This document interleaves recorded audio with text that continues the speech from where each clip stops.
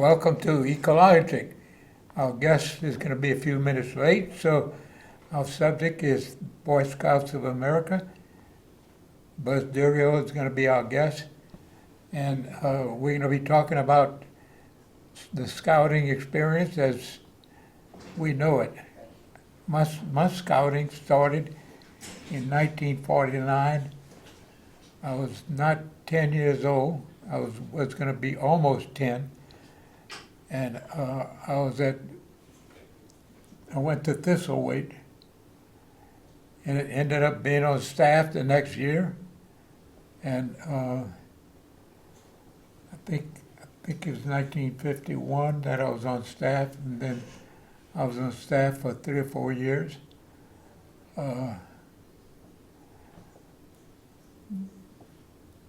Our scoutmaster was Donkey Go. Assistant Scoutmaster was Pat Caffrey, who became a representative. And these guys really knew scouting.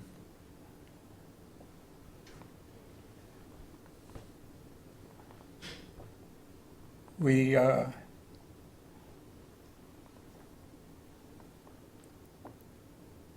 taught merit badges. I ran the handicraft shop for one summer. And those days, about 150 scouts from Lafayette, and then each parish, 8 parishes, had a week at camp, and they learned swimming, life-saving, canoeing. Yeah, come on. Yes, are you here? We were waiting for our guests to come in. Don't do that. You don't need clothes. Daryl's in a sweatshirt up here. Come on. Anyway, Buzz is going to be here in a few minutes. So scouting You're not even going to show me. Sit up. Your legs are all in Troop 52 at St. Genevieve's. Rosa Parks. Okay, fine.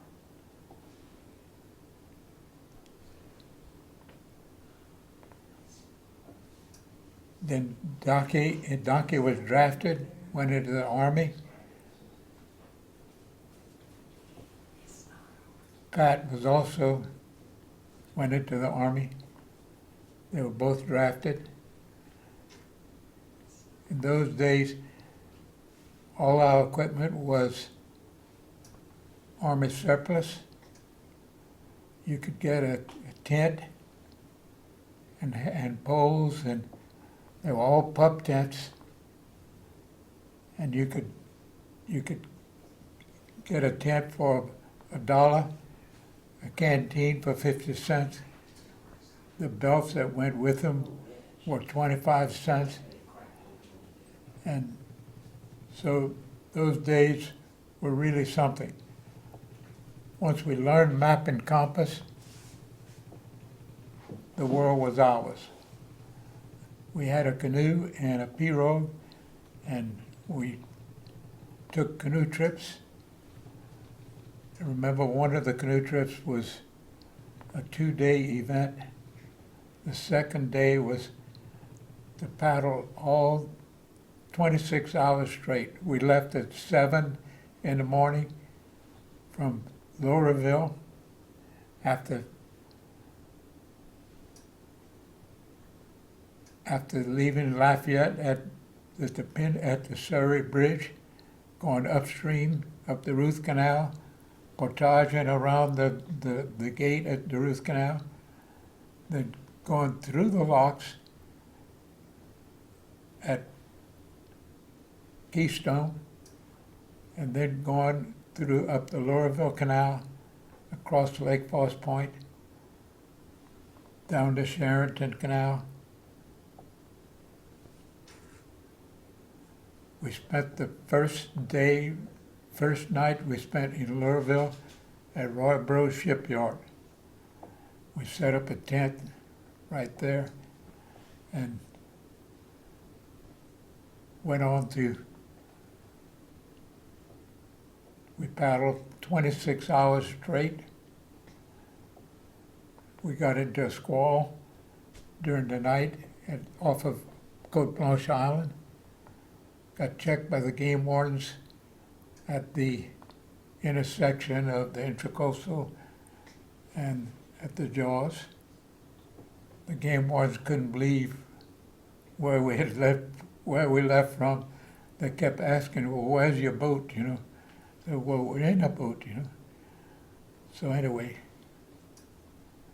that was a real experience for us. Then we would take the canoe and we'd go on the Patsy Louise at 11 or 12 years old, and we could navigate across the bay into the Gulf. The Patsy Louise had a 40 horsepower Palmer diesel, 5-to-1 reduction, turned about a 24-inch wheel, real powerful, what you can get out of a 40 horsepower motor. It went at about 5 or 6 miles an hour. It took 3 hours to go from Intracoastal to the Southwest Pass, which I think is about 20 miles. And I remember old man Moss, who was running, who owned the Patsy Louise, and he was running a crew boat, so times he couldn't go. And so, but we'd trawl, and we had a big bend alarm clock. We'd set it for 15 minutes. And I think my brother Bob was with us, and we must have trawled maybe 25, 30 minutes. And this was about a 45-foot Biloxi type, had the winches in the front. And when if we pulled 25 minutes, when we had to lift the net, it would have turned the boat over. It was so heavy. And that was about 9 o'clock in the morning. It took us till about 7:30. We had to cut all the nets out. We had to cut the ball, and then we had to take it out all by hand in the water. So anyway, that's how we got it all done. But it was scouting that gave us the knowledge of how to navigate. I remember we were going with,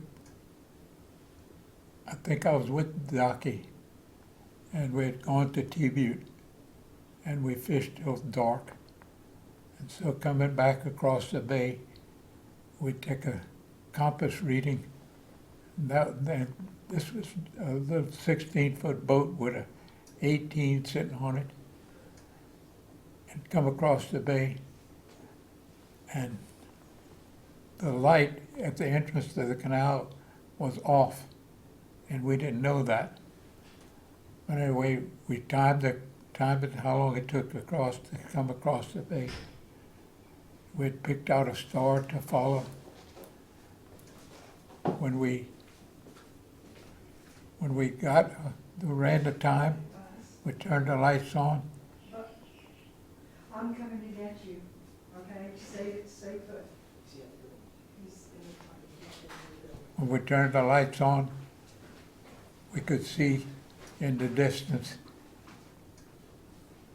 the light at the entrance to the canal, 4-mile cut. So it's through scouting that we learned to navigate. My brother and I were hunting in the Cypress Island swamp. It must have been right at the opening season. And we found a crashed airplane, what we thought was a crashed airplane. And the closest way out was the railroad track, and they had a gravel road along the railroad track, which is now Evangeline Thruway to Broussard. The closest way out was to come out right there. And so we each have a 410 shotgun. We each have squirrels in our bags. And we made a line parallel to the railroad track. On one side of the line, we put the airframe, and on the other side, for about 100 yards, we put sheet metal. Then we put a big sheet metal part, and then we headed on out, and the reciprocal, we knew we had to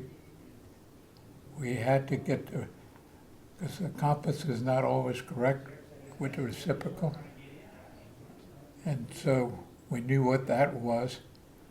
And so we came out, we marked it where we came out.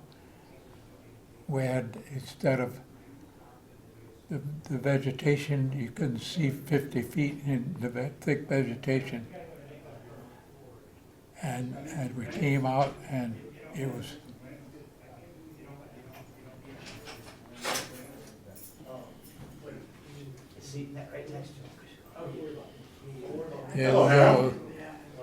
here's our guest. God bless you, man. Yeah, right. Can I get by here? Yes, sir. Great. Boy, you look great out in the wilderness Yeah. like this. This is your natural environment. Yes, sir. In fact, this is the only place I've ever seen you for, what, over 40 years? Yeah. At least 30 days or nights a month, huh, Harold? Yeah. Yeah, we spend a lot of time out in the woods. Well, I apologize for my, Your tardiness. well, and my attire. Yeah, okay. You know, I've been watching the Tigers. Today's a big day for the Tigers. Yeah. Did you know? Are they winning? We won the College World Series. Wow. Yeah, we sure did. It was a great game, too. Anyway, so I was at home. I got my lucky shirt on. I was watching the Tigers. I was planning on calling you, but I apologize for being late. Well, tell us about your experience in scouting. Oh, gee whiz. That's a long story. You Yeah. sure you ready for that? I know all your partners were Eagle Scouts with you. That's true. That's true. Gary McGoffin, Bill Stagg, and I. Bill and I were actually in the same troop in Opelousas, Troop 30, way back in the day. I don't know that they still have Troop 30. I think Troop 31, I ended up in Troop 31, and Bill stayed in Troop 30, and so. But we spent a lot of time, I guess 3 years, as scouts, and my brother Greg was with me, and we had a bunch of good scoutmasters. Ed Lopez, did you ever know Ed Lopez from Opelousas? No. He was an old scoutmaster, did a great job. We enjoyed him a lot. Anyway, while I was in Troop 31. Were you on the staff at Thistleway? Yeah, at the old Thistleway Boy Scout camp. That's where I met Gary. Yeah. And Bill was there again. Bill had been in the Scouts with me, but I'd lost track of him because he was still in 30. Yeah. So anyway, I was in 31, went on the staff. Gary was the waterfront director, which meant that he taught rowing as a merit badge. Wow. And, and I was the canoeing instructor. Anyway, we had a great time. I was only there a year. Gary had been there at least 3 years. So he was a real veteran. You remember Bill McGoffin, Oh, yeah. his dad. Yeah. He was kind of like you. He was really a iconic scoutmaster in Lafayette for 20 or 30 years.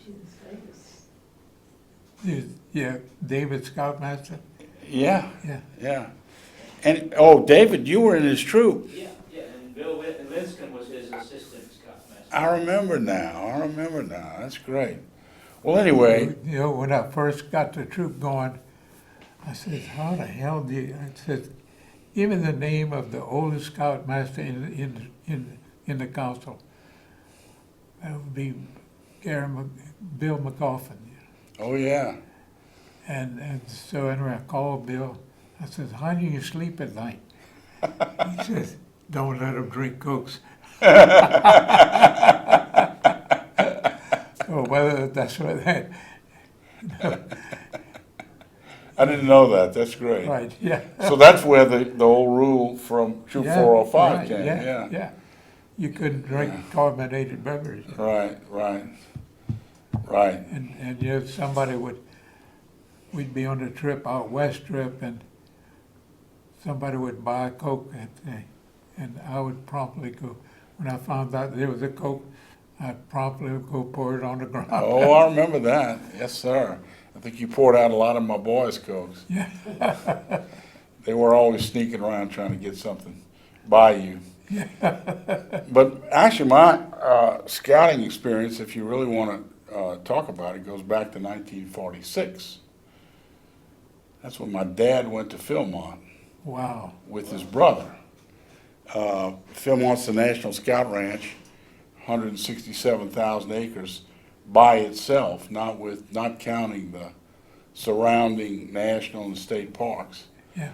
And so in 1946, my dad and his brother went. And of course, Greg and I, my older brother and I, were in Scouts together. And so we ended up going in 1967. And we had a great time. And your grandson is there now. Grandson just got back. I just got a picture of him peaking Mount Phillips, 12,500 feet. Wow. He and his dad. His dad was one of the leaders that went on the expedition. But anyway, 46, 67, in 97, I brought my boys. That's when we were part of your troop. You remember that? Yeah. So we went in 97. It was Blaze, my oldest boy, and Lyle. And we had a great trip, another terrific trip. Well, So 3 of your sons made Eagle. that's true. Yeah. That's true. Blaze. My dad was an Eagle. Greg and I were Eagles. My younger brother Ricky was an Eagle. And then 3 of my boys are Eagles. And I'm hoping that Cameron, my grandson, will become an Eagle. Is he in a troop? Oh yeah, in Cincinnati. Wow. And they went all the way to Philmont by train this summer. Went to Galesburg, Illinois, drove. When they got to Galesburg, they got on the train. And on the train, they went from Galesburg all the way to Raton, New Mexico. You know Raton? Yeah. Yeah, just north of Cimarron, Right. where the camp is. But they had a great trip, and I did get a picture of them up at the top of Mount Phillips when they peaked. It's a nice picture together. You know, you can see everything from up there. Yeah. 12,000 feet, you're right on the very first range. So you can look east and I swear you see to the Atlantic Ocean. It's amazing, at least you think you do. Yeah. It's a It wonder. gets shorter every year. Because all the scouts put the rocks in their pocket. Yeah, you're talking about Baldy. Baldy, yeah. Baldy's a really rocky place, and yeah, that's true. But Phillips is kind of an alpine environment. Still has a few trees, although it's above the tree line. It's not quite as high as Baldy, but pretty close. Anyway, we had a lot of fun. You know, Harold, one of the things I thought was interesting is that my son is 43, and he sent me a picture when they were starting the trip, and he was in his Class A uniform. Remember, you used to insist that we wear Class A's when we were traveling? Yeah. Of course, his son was dressed like a kid. You know, he's got a T-shirt and some gym shorts, kind of like I am today. Anyway, I was really impressed by the fact that Blaze is still following Troop 405 rules, wearing his Class A on the trip. I think 125 boys made Eagle in Troop 405. I bet. 42 years of. That's a lot of influence, Harold. You should be proud of yourself. Yeah. You really should. Sticking it out for all that. I can remember when we used to have people call you up and say, "What what do you mean you're going on a camping trip this weekend? It's raining and thundering and storming like hell.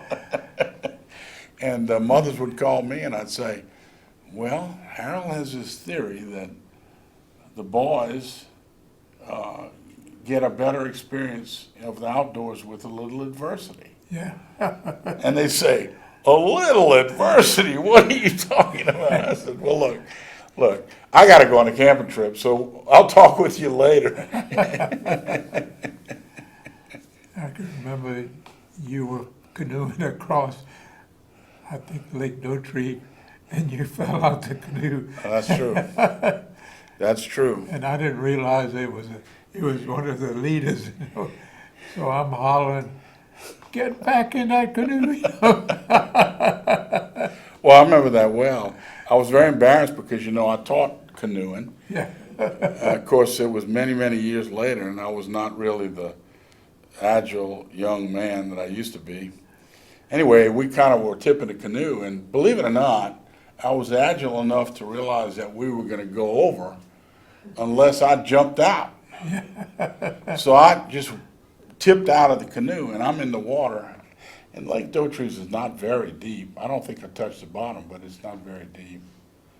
Anyway, I can remember you had a fire started. Yeah. You were about a mile away, and we got to within about a half mile, and you started screaming. I was swimming, and I think Alec was in the canoe. My youngest boy was still in the canoe, and it was crazy. Well, that's you remember what you did for that? You gave me a merit badge. Oh, yeah. You gave me a merit badge. It was called the Involuntary Mile Swim. Everybody enjoyed it at the Court of Honor. Anyway, I got you back though. You remember that? Yeah. Harold, you took us to. I think I went with you to the highest point in Louisiana a couple of times. Yeah, Driscoll. Yeah, Mount Driscoll, and we got up. We were getting up to Mount Driscoll, and we were hiking up and so forth. And you were always leading, and I was always the backup guy at the end to collect the stragglers. Right. Anyway, as we were going up the mountain, and you can't hardly call it a mountain, can you, Hal? No. No, it's a hill, big ridge. But it's 530 feet, and it's the high point of Louisiana. Well, we're in this big pine forest, a lot of climax pines, overhead climax forest, and there's this understory. Remember that? Yeah. There's this understory of shrubs, and they look kind of uniform. They all look alike. And as we're going through them, I start noticing there's all these berries. Yeah. Well, I looked at them and I said, this has got to be a blueberry. Yeah. Well, I didn't, I was a good enough scout to where I didn't just pop it in my mouth. But I did what we were supposed to do. Remember that? We used to, edible foods training, you were supposed to test everything. Yeah. So I squeezed it until a little juice came out, and I put it on my lips. That was the old test, remember? Yeah. So I put it on my lips. Nothing happened. I said, okay, well, I'll put it on the gum. Nothing happened. So then I ate it. It tasted exactly like a blueberry. Of course, I thought it was a blueberry then. Little did I know. Anyway, we got up to camp. Do you remember what happened that night? Yeah. You remember what you told me? I had a whole pocket full of these things. Yeah. And I wanted to show them to the boys so they could all pick. Yeah. I thought they were blueberries. Yeah. They were huckleberry. They were huckleberries, right. You were a step ahead of me on that. But you told me, Buzz, don't give them to the boys. They're just going to go eat a lot of blueberries, get sick, and we'll be hauling them to the hospital all night. You remember that? Yeah. I couldn't help myself. I got to, it got to be an hour or two later. I said, well, I'm telling them. So I told the boys about the blueberries, and remember they started hauling all those blueberries out. They were putting them in their pancakes, you know. I, That's right. I think I had something come across my desk, and it was on the, I think on the adjoining property. There was a wildlife management area, and on the next mountain over, and they had a limit on blackberries and huckleberries, and it was like 5 gallons, you know. Right. And Well, I'll tell you the rest of the story because I went home. Remember, we used to try to get home on a Sunday afternoon. yeah, Monday morning, I'm at the office early, and that was in the days when we had fax machines. Yeah. Remember that? Nobody uses faxes anymore. But the fax machine goes off, and I can hear it down the hall. And so I go down there and think, well, what is this? Who's sending me a fax at 6 o'clock in the morning? Well, sure enough, the fax comes out, and it's a cover page of the Department of Wildlife and Fisheries newsletter. And it's talking about the opening of huckleberry season. And it says, well, you can go pick all the huckleberries you want, but make sure you don't take more than, I don't know what it was per person. It was like a quart or 2 quarts, yeah. something like that. Anyway, so you sent it to me, and you had put on there, hey, you were legal, but you were over the limit. You were in season, but you were over the limit. I thought you were going to get me arrested. Yeah, it was a great time. We had a good time. Then you made a couple of trips out west. Oh, yeah, I probably was on 3 or 4. Yeah. That's the maddest I ever was at you, Harold. I got so mad I could barely sleep. You probably don't remember, but my boys, my family had had a Disney trip. We went to Florida for Disney World. Yeah. And it ended up that because of Lyle's baseball season, the trip got delayed. We had to push our tickets back. Well, we were getting back to Lafayette the morning you were leaving. Or we were getting back the evening you were leaving, actually. So, of the morning you were leaving. So we get back, well, on the way back, we lost, in the Suburban, we lost an alternator. Go. So we're in, I don't know, somewhere on Interstate 12, maybe Covington or Beta Springs, Highland, someplace like that. And I don't have an alternator. It's like 12 o'clock at night. So I called my little brother. He's got a Suburban just like mine in Breaux Bridge. He runs out to where I am, takes him an hour or so.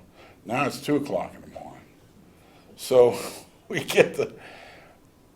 he brings an alternator in. We put the alternator on, and we start running again for Lafayette. Well, I didn't get to Lafayette till like 3 or 3:30 in the morning. You were leaving at 4:30. Yeah. Well, so we get to your house, and the boys, it's easy for the boys because they've been sleeping. Yeah. But we've been driving and fixing alternators and all that sort of stuff. Anyway, we got in with you. You were driving the van, right? Yeah. I think it was the van. The van, yeah. Vomit Comet. The GMC van. Vomit Comet. The boys nicknamed it the Vomit Comet. You remember that? Anyway, you're driving the van, and I'm in my Suburban. And I think David was on that trip. David, weren't you on that trip? Is that the one where you'll have to be towed back in? No, that was a much later one. Yeah. My first one, Harold Domingue on my first trip. yeah, my first one, I can't remember who else was with us. We had another leader.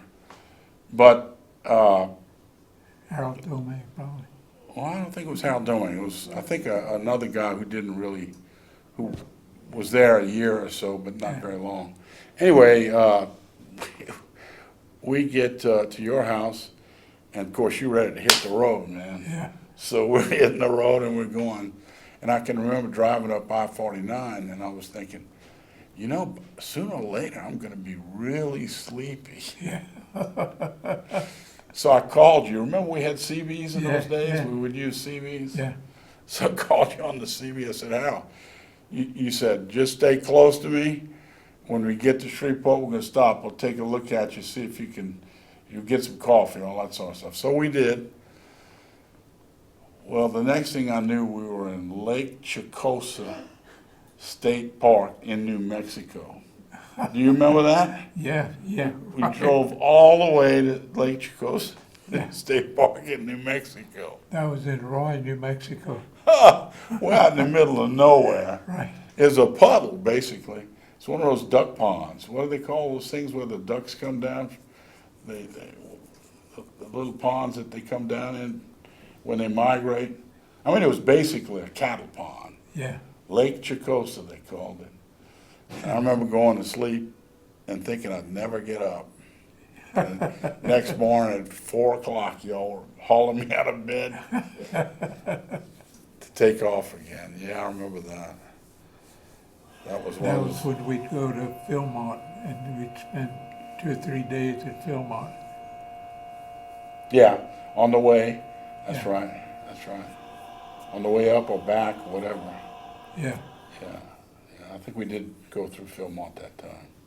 And That was a then great trip. Philmont got wind of what we were doing, so we'd go to the arrival ceremony and then we'd go to the departure ceremony, you know, and Yeah. Yeah.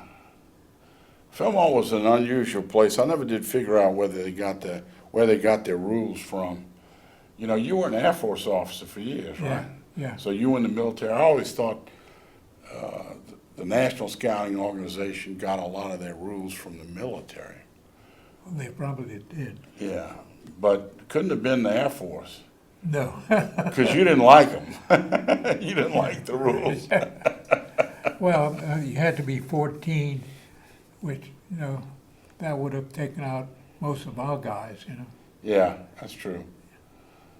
So I believe that, you know, get them to Eagle before they're driving and they smell the perfume and gasoline. That's right. I remember you saying that.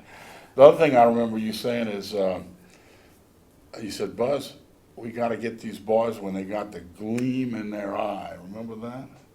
Yeah. And they still got the gleam in their eye about Yeah, right. joining scouting. Yeah, it's funny. One of my sons ended up working for the council for a while. Yeah. Alec worked for the council for a while, and they made him, I don't know what they called him, but he needed a job. And Jim Reese, do you remember Jim Reese? Yeah. Jim was good enough to put him on for a couple of months. And he went, basically what he did was recruiting. Yeah. He was about 18 or 19. He was good shape, good looking young man. They'd send him into these public schools, all the schools, public, Catholic, whatever they were. In St. Mary Parish, mostly, that was his territory. And he was so successful with it, probably because of your leadership Yeah. training. He had been with you, by the way, to Thistleway 7 times. No kidding. 7 times, that's a lot. Anyway, they called him the Pied Piper. The Pied Piper, because he was very successful in recruiting young boys to the scouting program. Yep. So you were a big help to, I remember the last trip we took to out west with you was in the white Suburban. Oh, that's right. Yeah, yeah. And I think we had, I don't know, we must have had 5 boys with us, you know. Yeah. And we had a lot of good times. I remember one trip we were coming out of Jackson Hole. We had gone to Jackson Hole. I think we'd been to Philmont on the way up. Yeah. And we ended up in Jackson Hole, and we were in the Targhee National Forest. Do you remember when my Suburban started fading on us? Oh, yeah. So my Suburban starts fading, and I got on the CB again, said, Hal, what are we going to do about this? It was overheating. Overheating, that's right. You said, well, just watch it. and, slow down, don't. Turn the air conditioning off and turn the heat on. That's right, you did Yeah. tell me that, right. Anyway, so we started doing that, and it didn't get any better. I mean, it did get better for a while, but we went a good ways, and it was still hiccuping. So I said, Al, I'm gonna have to pull over or something. He said, all right, pull over. So I went up to your van. I said, Harold, what are we gonna do? We're out here in the middle of nowhere. I think I need, it must be a thermostat going Yeah, out, right? Yeah, And so you said, don't worry. I got everything. I got a top hose, a new thermostat, gaskets, the whole deal. Under the seats in that van. Do you remember that? yeah, yeah. And you reinstalled a brand new thermostat. In about 45 minutes, we were back on the road. Yeah. I think that was the trip we were looking. I think we had to put one of the boys on a plane in Jackson. Might have been. It might have been. I remember something like that. Anyway, we were looking for a campsite in eastern Wyoming. I think somewhere between, Casper and whatever. And we noticed there's a county park. Oh, yeah. Well, I love this, Al, because this is classic you. This is classic you. We have no reservation. Right. And it was like 8:05, and the park closed at 8 o'clock, We get there at 8:05 and wow, man, here we got all these kids looking for a place to camp. And so we noticed that back about a half a mile from the park was a guy out there in the yard playing with his kids, So I bet that guy knows something. So I think we had 3 carloads of kids. Scouts. Scouts, all in uniform. And said, man, we're looking for a place to camp. Says, you wouldn't know who the caretakers are there. Yeah, he says, I just saw him going to town. And says, but my dad has a key. I'll meet you all there at the gate, So here comes about 10 o'clock, here comes the old couple who had been to town for supper or something, He says, where'd y'all get the key? I says, I'll never tell. I do remember that. Right. That was a great trip. They had a natural bridge. Remember that? Yeah. They had a rock bridge. It was a big arch. And it was it's the only bridge that actually covered water. It covered a stream, Yeah, a mountain stream. Yeah. That was a great trip. That was fun. And that was one of your, you pulled some miracles. Some of these places we'd go, you didn't have a reservation or anything, and we'd end up getting a campsite. You were great about that. Yeah, that was a great trip. Yeah, we had a lot of I fun. remember one of the trips we went through. We was camping along the Snake River because we wanted to go to Jackson, And anyway, we needed to camp right near Jackson, so this was about 20 miles from Jackson. Well, when you've driven 2,000 miles, 20 miles is nothing, So we went into the group, so let's drive through the group camp, And as we entered the camp, some old boy says, where have you scouts been? We got here as quick as we could. He says, we all take campsite A and B and bring John $10. I said, yes, sir. It It wasn't until the next morning. It wasn't until, I think, the next morning, the bus from, I think, Salt Lake City arrived. Yeah, it was from Utah. Yeah, from Utah. And, and, and they were scouts, and we were packing up and leaving, you know. And it was their campsite. Yeah, it was that kind of They had reserved it for the night before, but Yeah. they were late. They were late. I do remember that. You could pull it off, man. It was amazing. It was like miraculous. We had some good times. We really did. I remember we broke down with your brother. Oh, Johnny. Yeah. Now, John. you sure we can tell that story on Oh, TV? I'm not sure we should. Statute of limitations. Yeah, they can't prosecute us anymore. It's too long ago. Yeah, Johnny. I remember Johnny was your assistant on one of the Out West trips. That's right, yeah. Yeah, I didn't go on that trip, but I heard the story from Johnny. So the van was just broke down a couple of times. Anyway, the transmission quit pulling. Mm. But the motor would run, you know. So I had power steering and air conditioning and all that. And of course we had a tow rope. And so Johnny towed us, you know. How far did he tow you? He towed us from Tyler, Texas, back to Lafayette. The state trooper, he must have been on it. He says, y'all can't tow on this interstate. He says, well, you know, we're just going to the next stop. I says, would you stand by and take care of these boys while he says, oh no. He says, y'all keep going. And I think he stopped us somewhere around Ville Platte, you know, so Yeah. we towed it in right into Lafayette. Yeah, Johnny told me about that later. That was one of your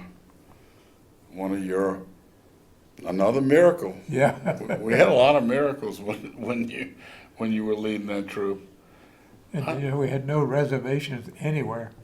Well, I think that was a matter of principle with you. Right. I think he just didn't want to make them. Construction of parking lots of Walmart many times. Well, we did that a few times, but most of the time, at least out west, it was serendipitous. I mean, it was amazing how we ended up some great places, like that state park in Colorado. What, Colorado? Yeah, It was in Wyoming, Wyoming, right. That's eastern right. Wyoming. Right. And it was south of the main interstate, you know. Yeah. I think remember like 3 or 4 miles, you know.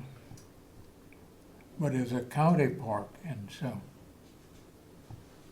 But the maps out west were a lot better than our Louisiana maps, you know.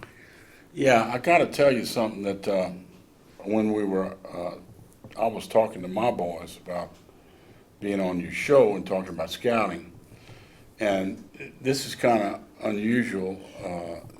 I told you in 1946 my dad went to Philmont, and he was an Eagle Scout. And in 1997, I became an Eagle, and I went in '67. My boys went with me. My 2 boys went with me in '97. Well, Blaze didn't go back until this summer with his son. What is that? This is 2025. In the meantime, my younger brothers, Ricky, went in 1969.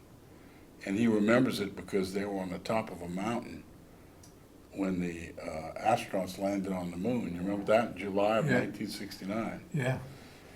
And they kept looking to see if they could see him, you know, sort of foolishness. The air up there is so clear, I'm sure they could see. Yeah. The moon had to be very impressive.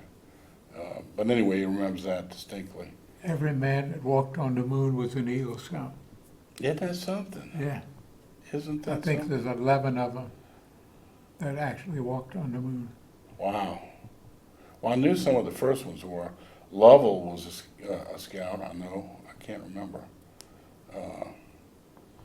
Buzz Aldrin was an Eagle Scout too? Yeah, yeah. I'll be. That's great. Anyway, after my younger brother went in '69, I had two other younger brothers that went together in '71. That was the year I graduated and went to LSU. I wasn't keeping up with them, but they had a trip, they went together. And after my boys got back into the scouting with me and you and so forth, of course they wanted to go. I had taken Lyle and Blaze and Lyle in '97. Well, my youngest boy worked for the council at Thistlewake one summer. Wow. And he met Bobby Gilbo. You remember Bobby, who was the ranger? Yeah, yeah. Well, that was the summer that they were putting together an expedition. They really couldn't find a young leader, an under 21 adult. Yeah. And they had an over 21. Bobby was the adult leader. They needed a junior adult leader. So they snookered Alec into going with Bobby as his assistant. And Alec liked it so much when he got over there, he realized that Philmont still needed a few people. Got a job at Philmont. Wow. And he worked at Philmont for another month and a half for that summer. And he was hooked. He decided to go back the next summer, and he was in the backcountry. He was at a backcountry camp as a climbing instructor. Wow. That was Alec, the one that went with you to Thistlewake 7 times. Yeah. So the next year he went back. This is like 2004, 5, and 6, I think. The next year he went back as a camp director, a backcountry camp director at Miners Park. Miners Park is kind of in the center of Philmont. You remember all that? Yeah.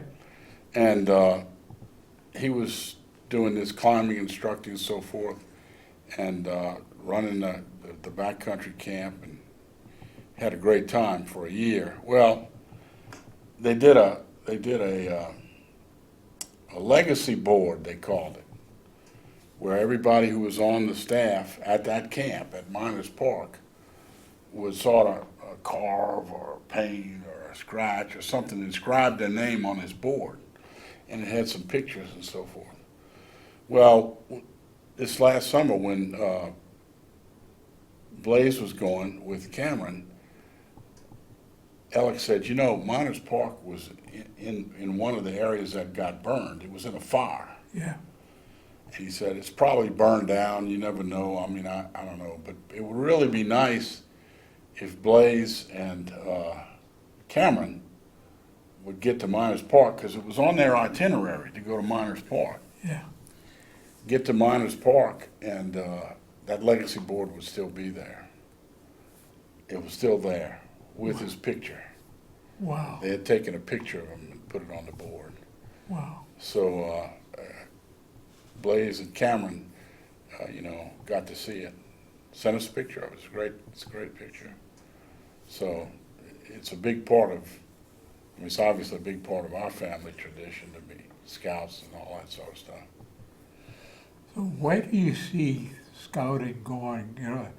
I got to the Wall Street Journal article, and it talks about the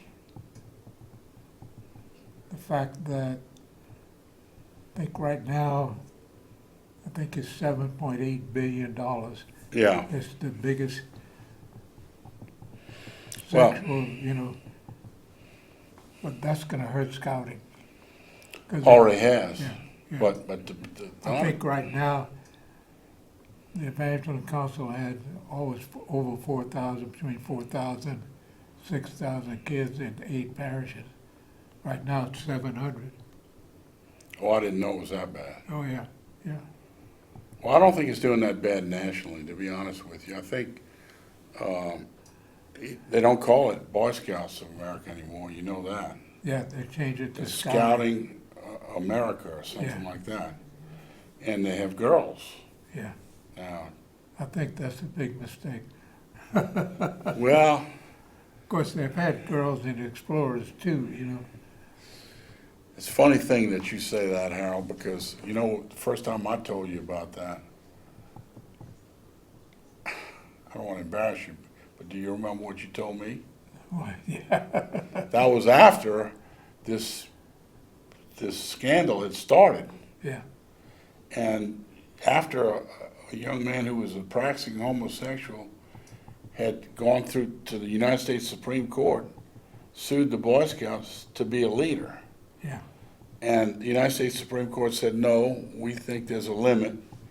The Boy Scouts have this moral requirement, and yeah, we understand their reasoning. Your constitutional rights have not been violated. So when they were talking about girls many years later, I told you about it, I asked you about it, I asked you about it. You remember what you told me? no, Well, it's going to be very politically incorrect. I guess we're going to get sued, Harold. You Yeah, realize right. if I say this, you and I are going to be sued. Yeah. David, you prepared to be sued for this? yeah, I think you said, well, we've already been attacked by the homosexuals. I don't think the girls can do us any harm. We survived that. Yeah. We'll do fine with the girls. I think Well, that's what you said. yeah, the girls are part of the program in England and France and, you know. Well, they were already part of the Explorer program. Yeah, Remember that? yeah, yeah, sure, Yeah. So I think, yeah, and look, when I went in '97, some of the most popular instructors, I don't know what you call it. This is an ecologic program. What do you call people who? No trace campers. Remember that? right, yeah, No trace camping was, they would teach you how to get in and out of the woods for a long period of time without damaging the environment. You remember yeah, that? yeah, Well, some of the best people were the girls. yeah, yeah, I can remember there was a young girl that was teaching our boys no trace camping at one of the outback stations. And of course, we just didn't get sued for everything, Harold. I'm going to tell the whole story. My boys were very impressed by this young lady who was teaching this. And one of the things she had to teach them was how to handle your leavings yeah, in the wild, yeah, and how to clean yourself and so forth. Yeah. And she was a very attractive young woman, and she's telling them, well, you got to find something to be able to wipe yourself. My favorite thing, she told them, is snow. no kidding, The boys love that. Yeah. You could just picture this young, attractive woman grabbing a handful of snow to clean herself with. It was really interesting for them, anyway. But the girls were still a big part of Philmont, were already a big part of Philmont. yeah, They'd have to go on expeditions by themselves. They couldn't go with the boys, obviously. But they'd have leaders and so forth. They were very good hikers. They could out-hike most of the boys' units. yeah. And I met a girl, I think she was a Life Scout. And I said to her, how the hell do you get in scouting? Because they didn't allow. Well, my dad's the DA in Michigan, and he's also the president of the council. And you know, he said, if you want to be a Boy Scout, you can be a Boy Scout. Yeah, but in those days you could do that kind of thing. Now you don't have to, thank goodness. No, but there's I know a bunch of young women in Lafayette, you know, grammar school age, that are dying to get in the Scouts and become Eagle Scouts. You know, we got sued for that. Yeah, The Girl Scouts sued us. really. I think they thought it was unfair competition or something. And And the Girl Scouts I was on the Girl Scout board for about 10 years, you know. 4 minutes. One of the two. Anyway,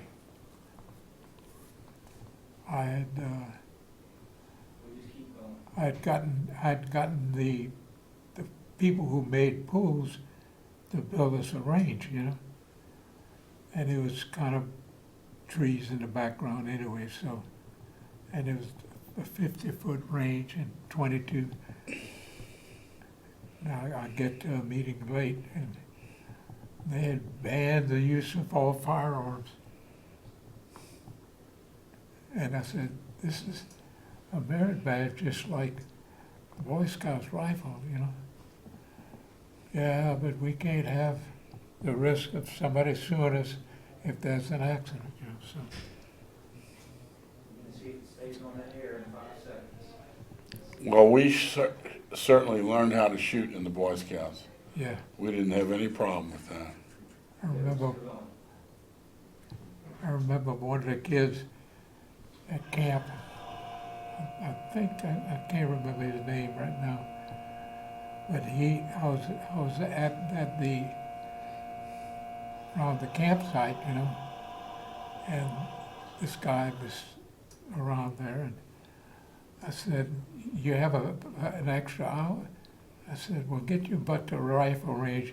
I said, we got some Fort Polk instructors. I said, they're some of the best rifle instructors in the world. So he went, and a couple of days later, one of the instructors who was active duty Army from Fort Polk, he said, that guy you sent us, he's a crack shot. In fact, he's the #1 shot in camp. I said, really? He says, yeah, when he pulls the trigger, it's a bullseye every time. Wow. He says, he's Olympic material. Wow. So, and I mean, these guys knew what they were doing, you know. I've tried to think, Darbon, Dalborn, yes, what was his first name? Steve Darbon's son. yeah. Anyways, but anyway,